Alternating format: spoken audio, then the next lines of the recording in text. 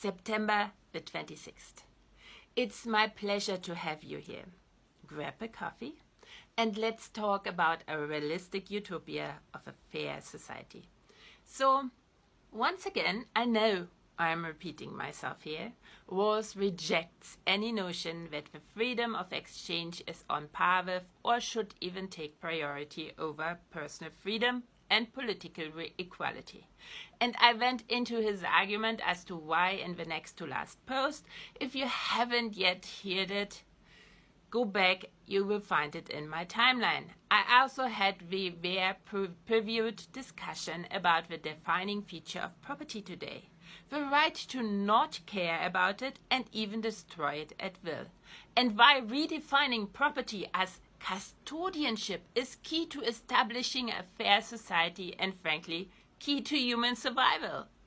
If we say property is something that is defined by our ability to destroy it at will and not care for it, and we think of Earth as property, then yes, we think we have the right to destroy Earth.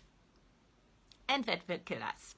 Today I want to discuss the impact it has because in the dataset, which we are all taught today to use to align our self-generated models of the world in our minds so we can cooperate with one another, human motivations are limited to solely the impersonal benefit expressed in a bottom line. It is a universal truth that humans act for reasons. We have goals. Our goals are based on emotions. Yes, I know. Enlightenment reason tells us that emotions are getting in the way of our rationality. But as much as I hated to break it to you, yes, you can feel it, how much I hate it. Enlightenment reason deriving from Descartes in the 17th century, which has been taken to be the standard of rationality and at the heart of critical thinking, the way it is still taught today in universities, is deeply and fundamentally flawed.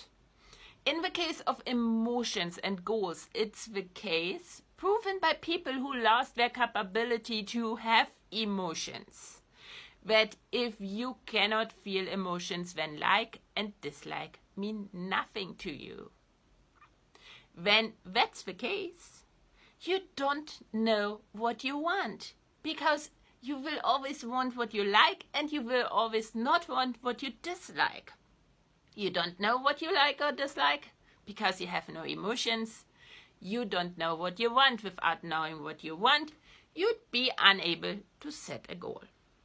As emotions are involved, our motives are bound to be complex. When one neighbor gives you a present of cake, there's no reason to doubt that it's inspired by a genuine desire to benefit you as the neighbor with the cake. Even if it's also a strategic move by your neighbor designed to ensure your goodwill despite the noisiness of a gift giver's expected guests who will also eat the cake. All interactions are usually fraught with many layers of power, love, envy, pride, spite, communal solidarity, and any of many other things. We love to speculate about the interactions. And that's exactly why we love to speculate about the interactions. Because we go into personal relationships and what governs them, what emotions governs them.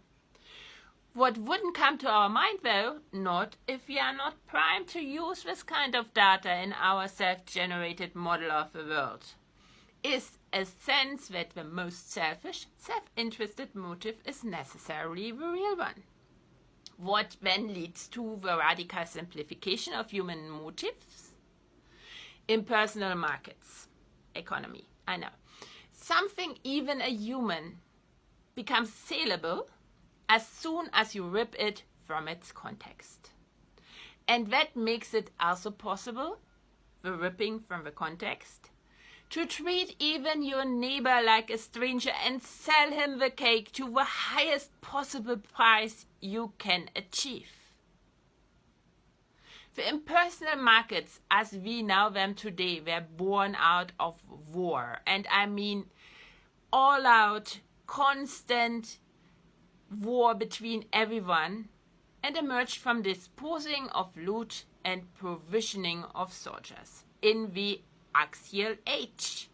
In such situation, the last you want to do is forming an ongoing personal relationship with the other. You are forced to sell something to survive. You simply want to get the most for what you got to offer, what you have left to offer.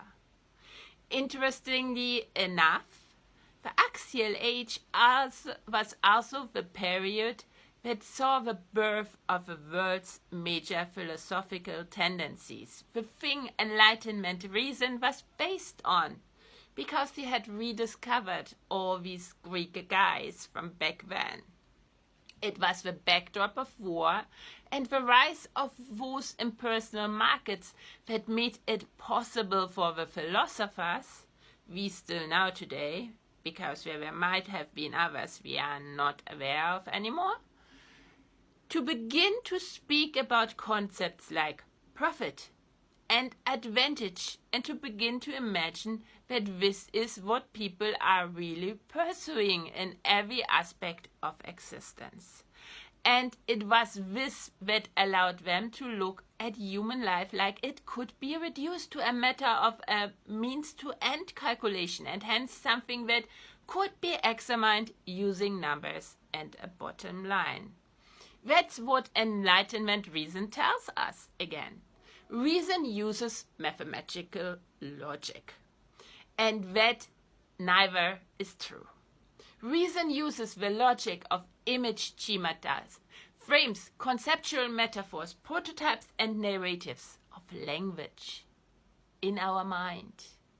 We are thinking in metaphors and frames. When you hear the word elephant, there comes up a whole frame of things like Africa, Asia, grey, love, whatever you associate with an elephant. It all comes up, even if it is negated, even if you are told, don't think about the elephant.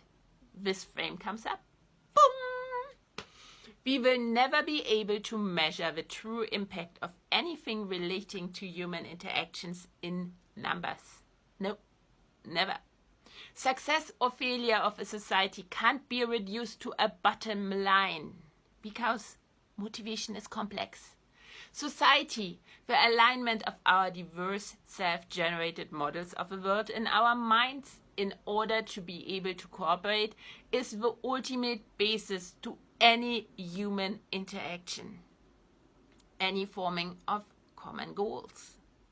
The data set we use to produce this alignment and end up with a fair society must leave room for all human motivations and not start already from a point where we already reduce all motivations to the most selfish one. And that's another reason why Rawls is right to reject any notion that the freedom of exchange is on par with or should even take priority over personal freedom and political equality. Because our economy starts and ends with this reduction. There would be no economy as we know it today without reducing all human motivation down to profit, to advantage, to the most selfish motive there is. Any thoughts? Tell me, tell all. You can see me again tonight when I prep our dinner, and because I'm bored, I'm talking about just that. Once more about Professor Lakoff and Professor Graeber, who contributed to the research that I cited today. And if that's not your thing, because TikTok Live is not your thing, I'm back tomorrow with another video post, and you can read the post as always on my blog Hyperobject Mind. Until then, bye.